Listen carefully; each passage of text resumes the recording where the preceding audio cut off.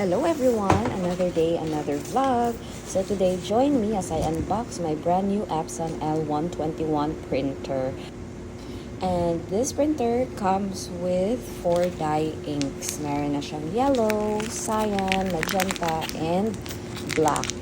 But since I will be doing the printing of magnets and invitation, mas maganda yung pigment ink. So, bumili din ako ng pigment ink, guys. This is 200 pesos each. Nabili ko siya sa Inktet in NCCC Victoria Plaza.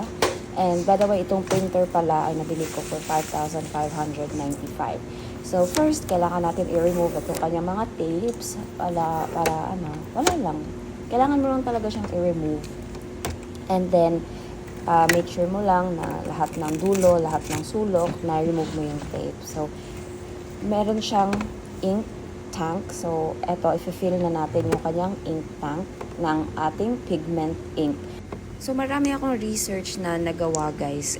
Actually, itong plan ko talaga ng printing business is 3 years ago pa. Ngayon lang talaga siya natuloy kasi ngayon ko lang talaga siya na-push. So, pwede nyo palang ibenta yung kasamang dye inks nitong ating brand new printer. So, ako ibebenta ko siya. And pag may bumili, edi good. Pag wala, baka bumili na lang ulit ako ng isa pang printer. Tapos, dye ko na lang siya. Yung ink na yung gagamitin ko. So, for brand new printers, guys, kailangan natin siyang i-ink recharge. Hindi ko alam kung yan yung process for all the printers na brand new, yung may pa-ink recharge. Pero, nag-research ako, so ginawa ko yung process. So, and sobrang dali niya lang gawin, guys. So, first, syempre, kailangan lang nating ang kanyang plug.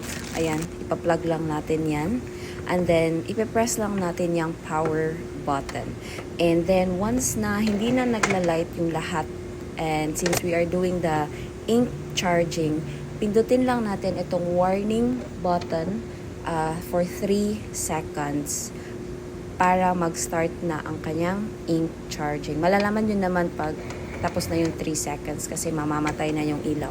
And then, the ink charging will last for mga 20 or 30 minutes. So, maghanap muna kayo ng ibang gagawin. As for me, ito muna yung aking tinrabaho. Ang bobo ko dyan, guys, kasi ang tagal ko na figure out paano i-install yung feeder.